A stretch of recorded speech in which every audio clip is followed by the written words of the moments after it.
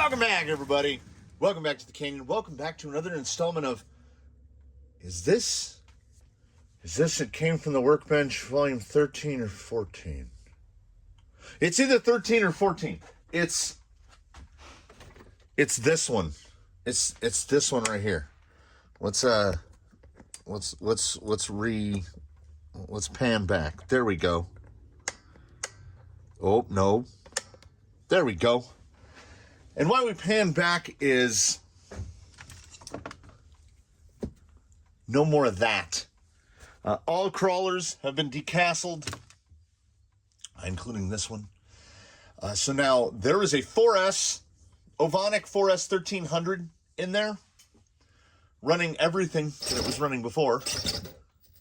And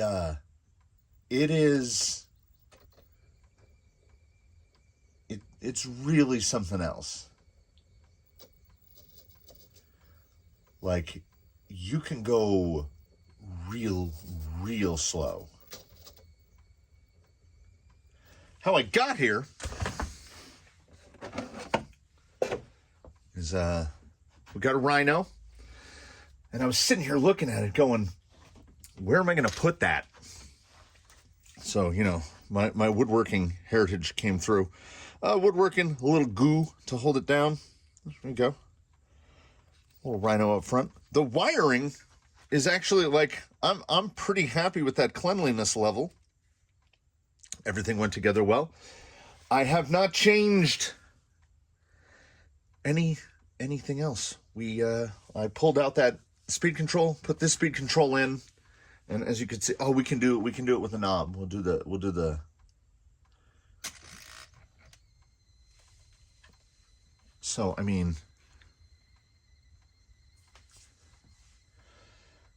I continue to love the Rhino. Look, I mean, and because it's an outrunner. Yeah. Even that little guy, even that 3523, I teased the body a little. I'm really pleased with how this body came out. It has not been driven since it was painted. It has not been driven since it was rhinoed, except, back and forth on the floor, that usual thing. I do stuff like that. Matter of fact, that's the first time it's even had body clips on it. We're going to do it Daphne style and just put the body clips in the front. I think this came out great. Honestly, it's like construction wise, this is 90% done. We are almost finished. There's going to be some tweaking here and there, and I stumbled into a setup that appears to be pretty good. It works great. The only thing that I'm not 100% happy with is that's obviously a servo back there, and if I can fabricate something that will make it look like a fuel cell or something, fuel cell would probably be great. Maybe just a wooden crate, something to put back here. I can use those screw holes. So that it doesn't look like a servo anymore. That would make me happy. But because the way the body goes on, there's that little bit of a gap. That gap is required to get the body off because I have to be able to clear the pins. So anything I make, effectively, I mean, if I use like some real thin, like 040 styrene or something, I can come to the front of it. But I'm really limited in space back there. I really like the look of it. I had thought about countersinking all of these, and then I was like, you know what? I like the... Does it need all those screws? Absolutely not. It needs half of those. But I don't know. I like it. I really like the looks of this. And certainly there's a Daphne vibe there, which would be a big part of it. But there it is.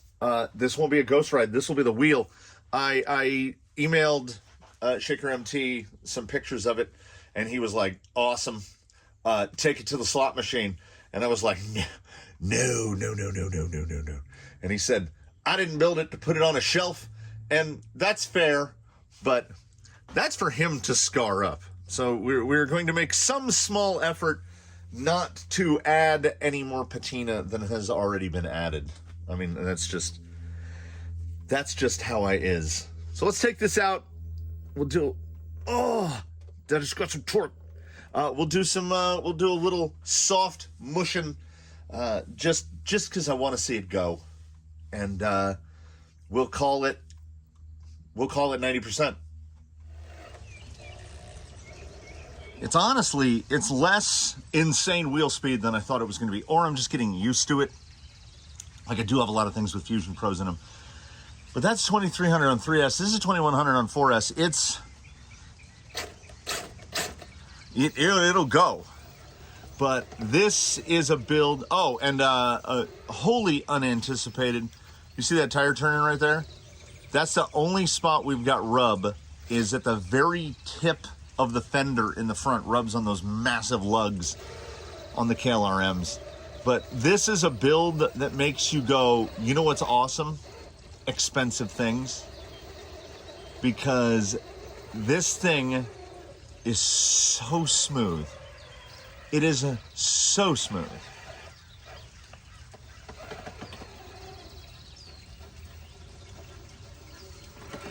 Yeah, and nothing against that yellow jacket. The smoothness of it is absurd. The amount of brake that you get out of it is difficult to believe. There's that. Pop, pop, pop, pop, pop, pop, pop. I might just trim the little vertical part of that fender.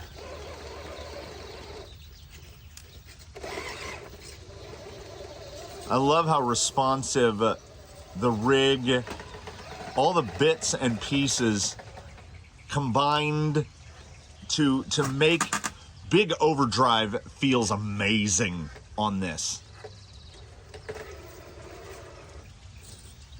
Yeah, like, look how little creep there is on that. That motor it's tiny, so tiny.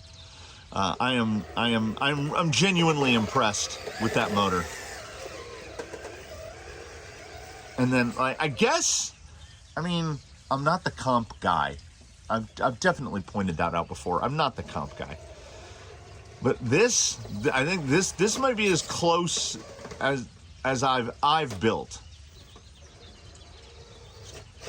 We've got some LCG stuff here. You know, we've got Zokus, but like, of the things that I've built, this is probably the closest.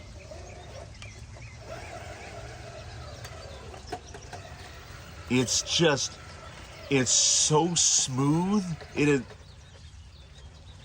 It drives, yeah, right there. I might be able to just round the tip of that fender off.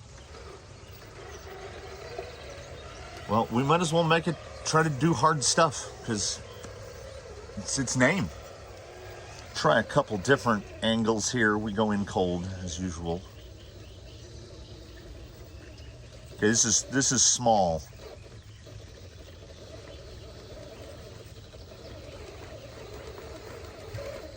Is that gonna go?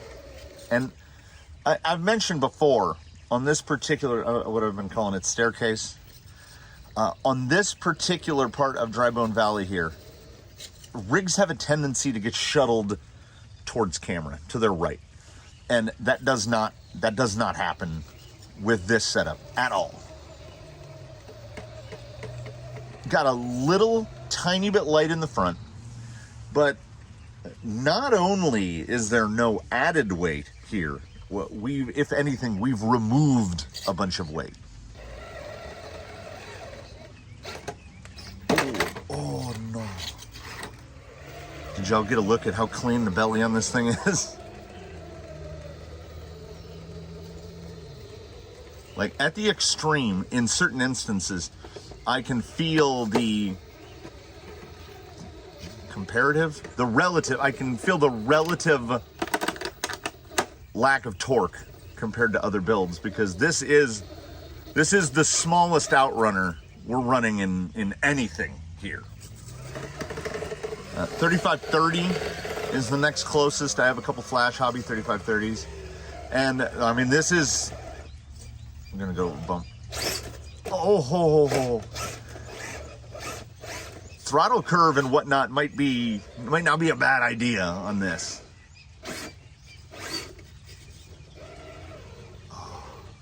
It's not abrupt. There's a big delivery of torque there. I'm cheating here. We're just letting the not clamp, but how slow that's rolling is still mind-blowing to me. You can really get in trouble with the beans on this guy, because there's a lot of beans in there.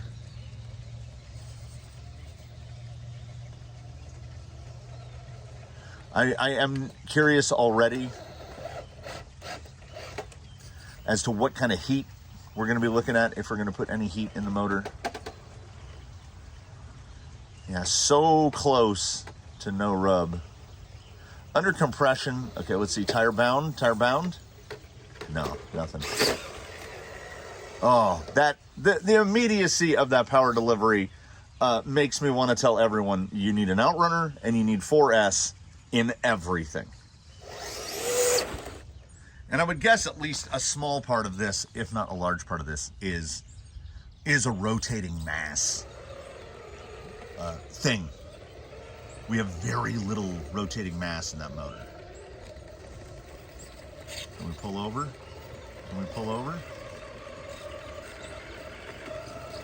Sure we can.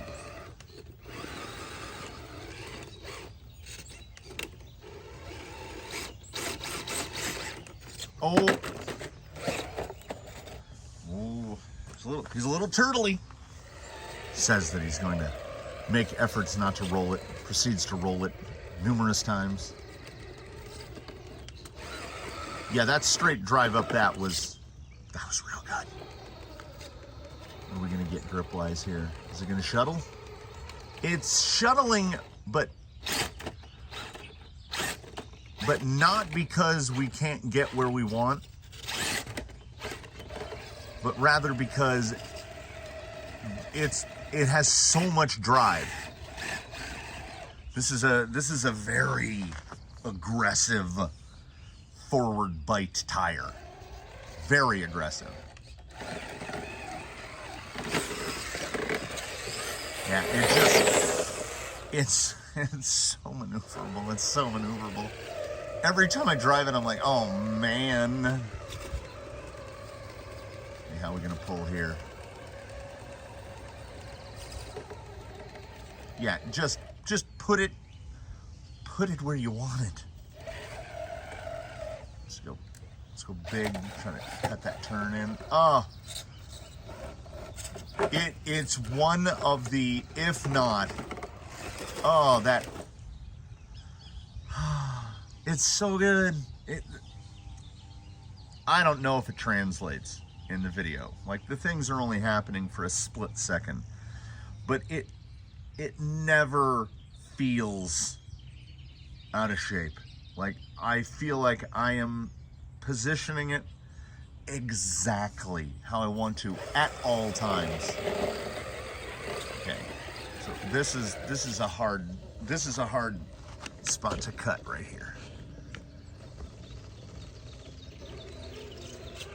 It's still big overdrive, because what'll happen is the tendency is to get shuttled to the right, and then you drop into those rocks over there. I want to see, can we get, it's that rear tire. It's getting that rear tire around like that. There we go. Now you got to get up under that little like sandstone piece.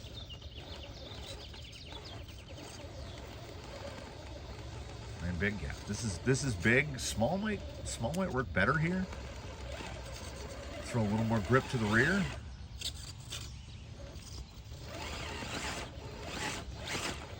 We're digging quite a bit of dirt out. He's trying to make his own path there. Okay. All right.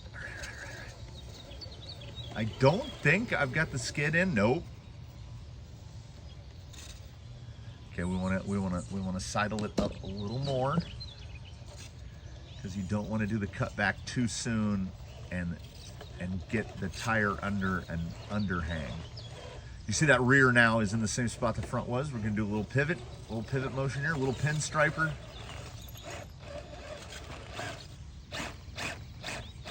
Trying to get that rear out of there. And oh, the bumpability from the ability to, oh, that motor winds up real fast. It's like, oh, 1-1 reference. It's like there's not a V8 in this. This is turbo Boxer 4. Like, you get into this real rich power band in the middle where this thing just goes, where are we going? Oh. And then you can do this. Oh. I'm not making any ridiculous claims. I didn't Zoku this. I didn't kind of reinvent the Phoenix. Is that big? No, small. We transition off of this, or how light is it going to get?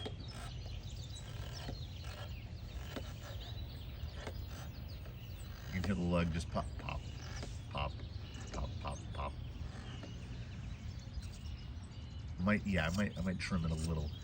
I was turning up into the hill, and still am for most of it, and I'm just watching driver rear to see what kind of lightness we get. Full compression there in the back, and again, right there is the first moment that I felt any lightness to it at all. And now we've got driver front way up in the sky. We'll servo it back down.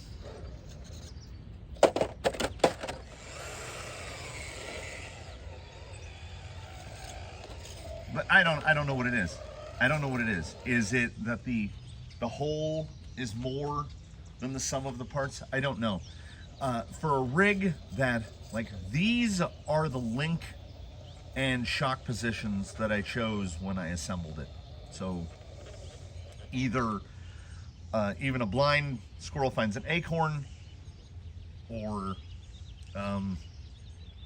Bill Murray Groundhog Day reference.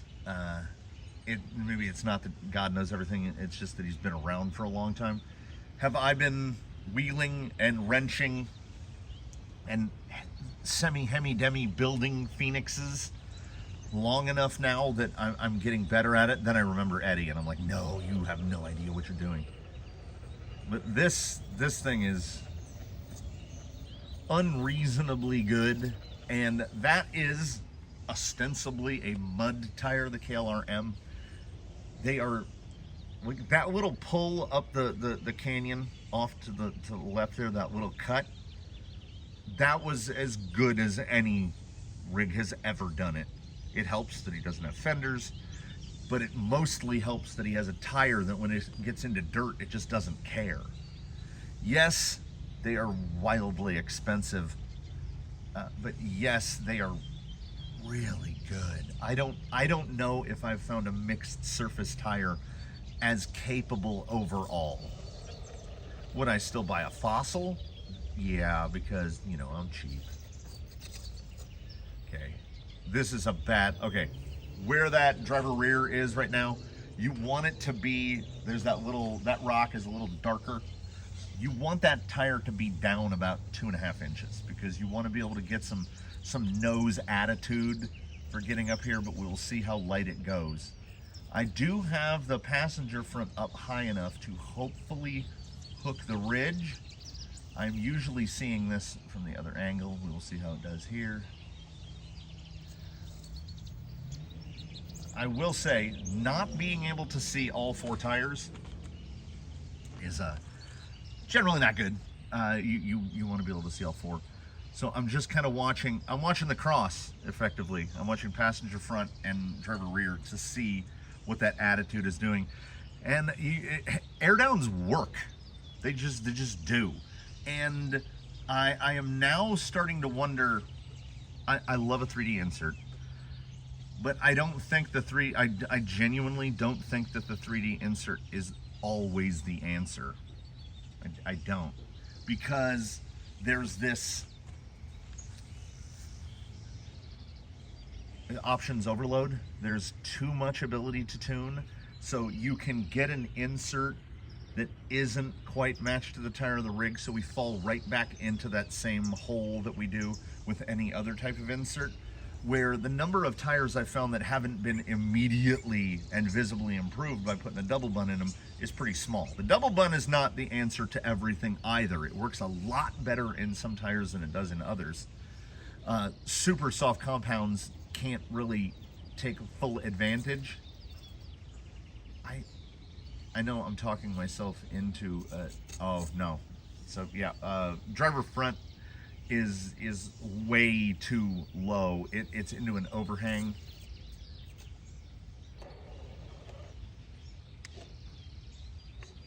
I don't think there's a way out of this. Except that. Retreating.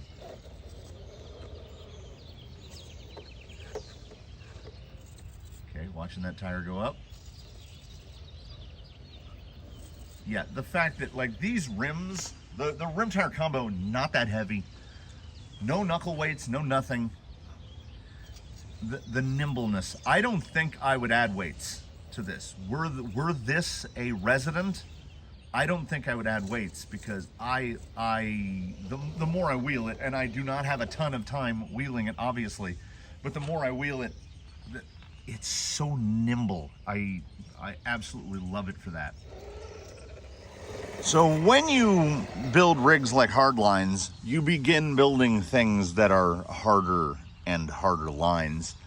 So not only is this obstacle not complete, obviously, but it is not complete. I started working on this less than 24 hours ago. Let's see how the big lugs grab here. So there has been about 30 seconds of wheel time testing on this. Not with this guy. So I don't know what lines are passable. I don't know what the lines are yet. You see every revolution of the tires kicking dirt loose because we're still working on getting the fill in place. And yeah, I mean, there was definitely some laziness here because I opted to just work off of the dirt hill. The dirt hill on the other side, you can see some of the greenery. It is growing in. It is growing in quite nicely. But all the part that was cut out to make this little ancient kingdom, here's all the sift. And I've been working on this one as well, but it's set in even less. I think this one is going to get a full overcoat, deadline style. So it won't just look like a stack of old pavers with some busted up concrete up against it. Trying to get to right there. Now I gotta find something for that front to bite on. There we go. And now this looks to me like it's gonna be a bump, but we'll see if he can grab it enough.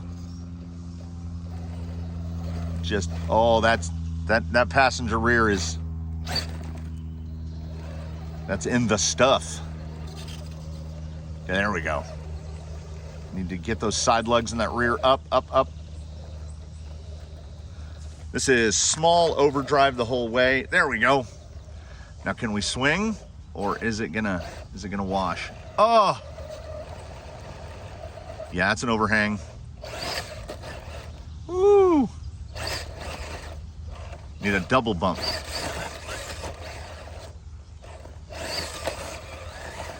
I can get up there. Again, we go back to the stability. It's so the way I do these things. Here's some just random insight into obstacle construction. You'll see there's a lot of flow down over here. So when I'm shoveling sifted, I just shovel it all to where he's sitting right now. and then I use a hand broom and I use my hands and everything, and I just move it down. I move it into the cracks. And we haven't gotten to the wet phase yet. Both of these obstacles are in the dry stage right now, because like you see right here, there's nothing in there. There's no fill that is poured down in there. And when the slabs go down, there's gonna be a lot of those empty voids. And when we go to stuff that we're mixing, so the second wet phase, because this will all get watered down, and then you'll know like there'll be huge cracks visible, because the dirt, when it gets wet, compresses and tumbles down in.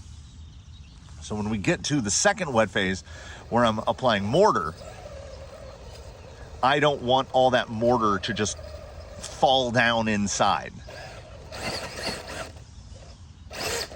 There it is.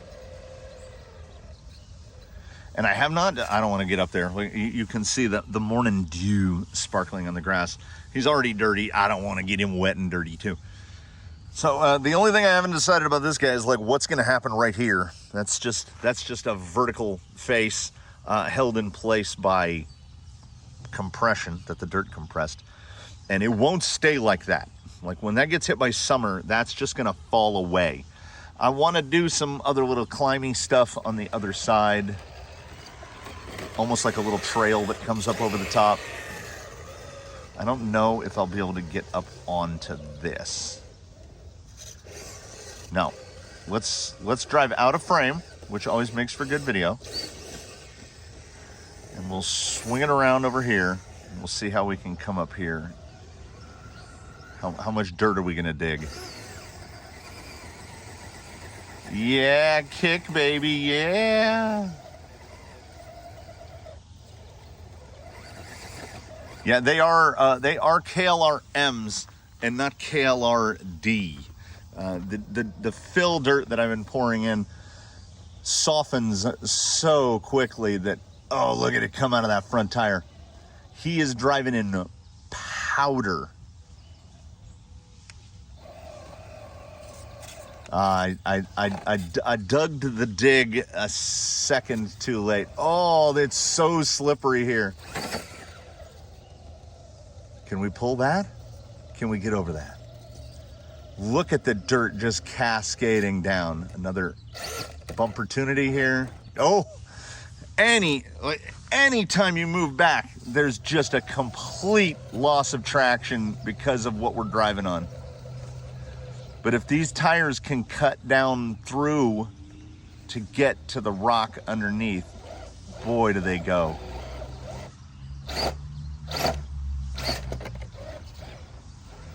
Oh. I need to state, it's something that it went from the air quotes build. I mean, what did I do? I built chassis rails that give me more shock positions on a Phoenix. Like it's all Phoenix bits. Then I cut some Phoenix bits down and I put all the bits together, and I've ended with something that I'm really happy with it. I really am. And if I wasn't happy with it, as I am, now I wouldn't say brimming, we wouldn't go so far as to say brimming, but the glass is definitely at the very minimum half full of self-loathing. If I thought that there was some greater failing about what we had made here, I would be incapable of disguising that fact. Oh, I see where we're stuck. I need the front end to swing a little more. Right there. Will that rear be able to pull up on that point? Yes. Try to use some side lug here. Okay, good. Okay, now that's coming into a real vertical right here. This is twofold right here. I'm getting to test the rig, but I'm also getting to kind of sample out what I just built to see if we're getting it into a difficulty level. And obviously once it's mortared in, it's gonna get a little easier because the loose will be gone, and I don't want it to be too easy. So I was worried about how vertical these bits are right here, but apparently stair steps are great for rock crawlers.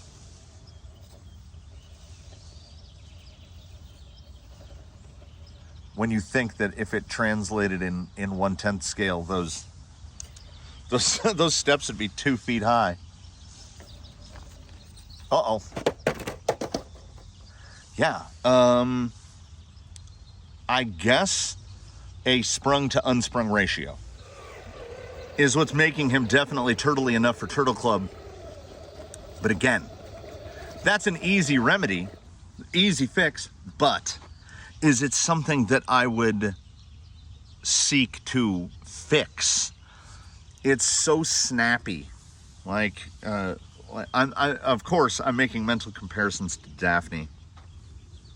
And before this leaves the canyon, we might have to have a Hardline versus Daphne face-off. They're very similar. I don't know if I would, like I said, I don't think I would want to put weight on it.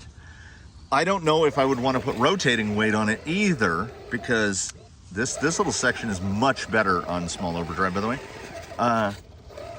It's so snappy. It's so responsive. And I think adding weight to that is going to hurt that. I think what is most noticeable to me from the amount of wheel time I have done on this and other things, it doesn't feel like a 4S rig until you're in full beans.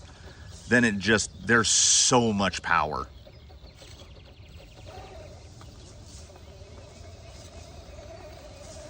Let's get one more through the soft stuff up here. Now there's into that hole, but we know how to get around it now. Can we do it in less than like 8 bumps?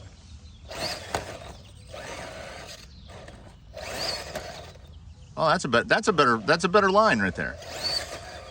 Oh, just the amount of dirt you're watching fall away. I don't know. I mean, it should. This right here, that's all you need to see. This obstacle, as it is so young, is gnarly, but it can't stand up to Hardline. The one of the most stable, smoothest. I'm so happy with it. I hope it inspires some people. Like, if you were on the fence about a Phoenix, don't be on the fence about a Phoenix. It is rapidly growing to be one of my favorite rigs that there is. And I'm still trying to love the Phoenix straight axle. The Phoenix portal there's the je ne sais quoi. There's something. And it can't just come down to the ground clearance and the additional gear reduction of the portals. There's something. I like it so much more. It requires, well, I guess it requires more work to get a straight axle to be nice, to play nice, because I'm still working with Eddie, and I've got other straight axle rigs that I genuinely reach for that controller first. But these guys, this one, Argenum, oh, I do love them so. So before this turns into a thing, I have a pile of parts that needs to be installed. And I also really need to get to work on this, because all this needs set in. Yeah, what a fantastic mixed surface tire. I am gonna, instead, what I'm gonna do is I'm gonna thank you all for watching. I'm gonna invite you to drop a like if you liked it. They're free. I feel like the drag brake is getting better. I don't know. Subscribe if you haven't. Please do consider channel membership. If you have any questions at all, comments, anything at all, please do comment below. I do love the comments. We absolutely look forward to seeing you in the next one. Hopefully the next time you see Hardline, I will figure it out something like all I can look at I look at the whole rig and I love the way it looks. Let's do this together. I look at the whole rig and I love the way it looks. And then what happens is I'm just looking at that servo. And it might not even be the servo, it might just be the servo wire sticking out on the side. So I have to figure something out for that. I don't know what. Like, it has to look right with the chassis. Anyway, something will come to me. Please do tune in for whatever comes next, if I didn't say that. And if I did, I just said it again. And in between now and when we meet again, as we are prone to say around here, do your very best to have a good one, everybody. We will catch you in the next one. I could honestly just come out here and mush around in the soft dirt until the battery ran out. But you know, we got stuff. Don't we all got stuff? So you do your stuff, I'll do my stuff. We'll pick a time, usually around 4 p.m. Pacific, and we'll meet again. Thanks, everybody.